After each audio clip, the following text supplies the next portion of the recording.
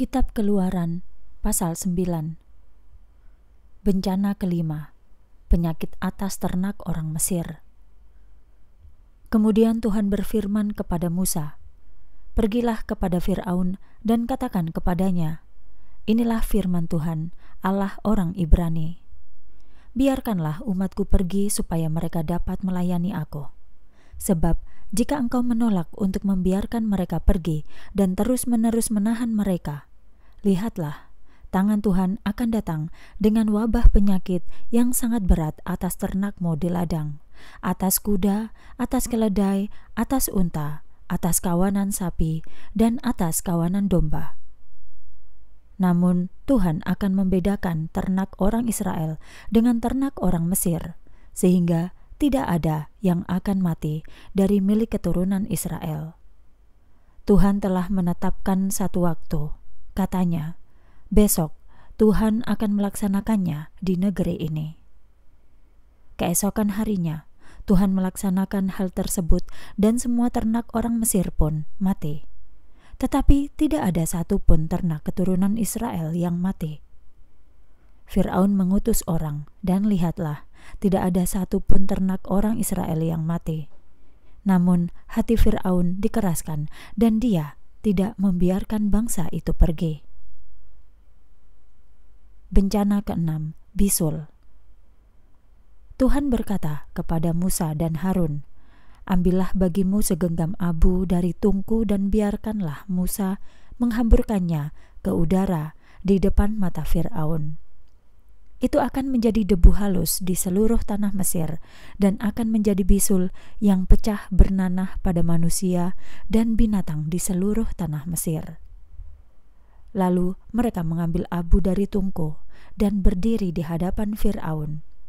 Kemudian Musa menghamburkannya ke udara dan itu menjadi bisul yang pecah bernanah pada manusia dan binatang.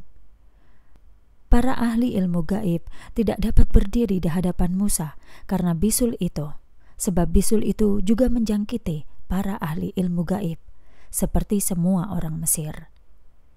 Namun Tuhan mengeraskan hati Firaun sehingga dia tidak mau mendengarkan mereka, sebagaimana yang telah difirmankan Tuhan kepada Musa.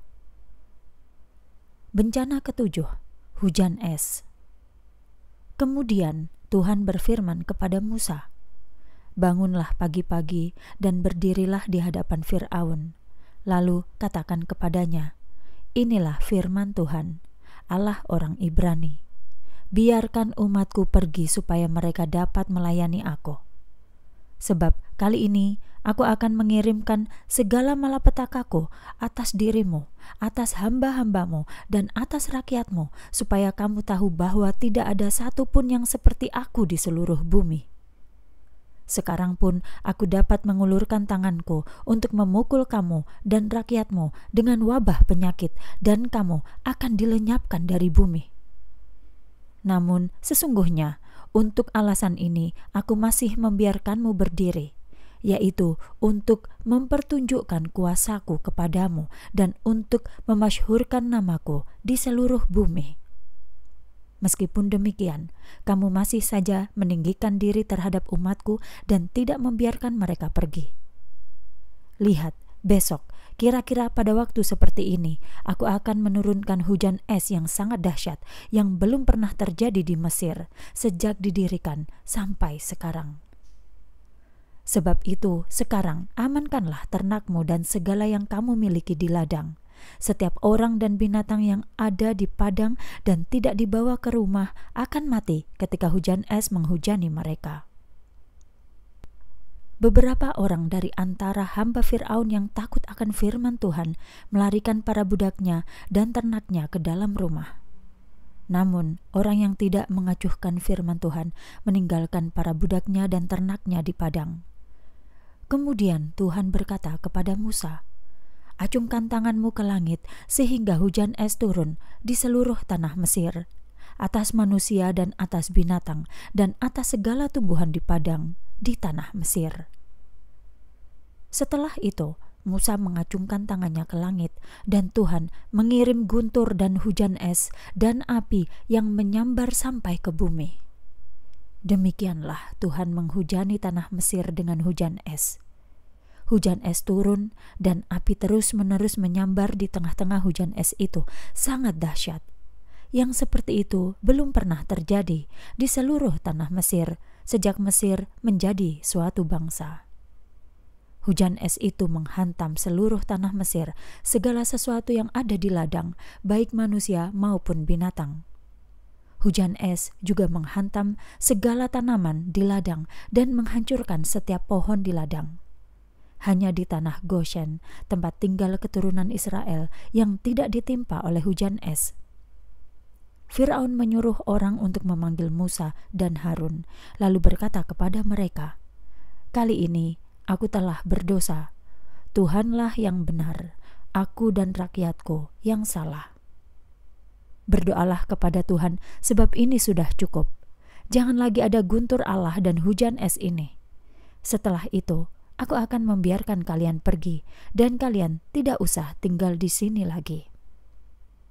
Musa berkata kepadanya, "Segera setelah aku keluar dari kota ini, aku akan menadahkan telapak tanganku kepada Tuhan, dan guntur akan berhenti, serta tidak akan ada lagi hujan es, supaya kamu akan mengetahui bahwa bumi ini adalah milik Tuhan.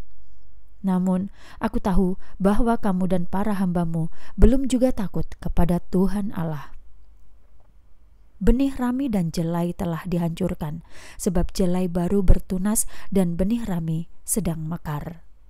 Akan tetapi gandum dan jawawut belum tiba musimnya, jadi tumbuhan-tumbuhan ini tidak dihancurkan. Musa keluar dari kota itu, dari Firaun, dan menadahkan telapak tangannya kepada Tuhan. Maka guntur dan hujan es itu berhenti, dan hujan tidak lagi tercurah ke bumi. Ketika Firaun melihat bahwa hujan es, dan guntur telah berhenti, dia berdosa lagi. Dia dan para hambanya kembali mengeraskan hati mereka. Hati Firaun tetap keras, dan dia tidak membiarkan keturunan Israel untuk pergi, sebagaimana yang telah difirmankan Tuhan melalui Musa.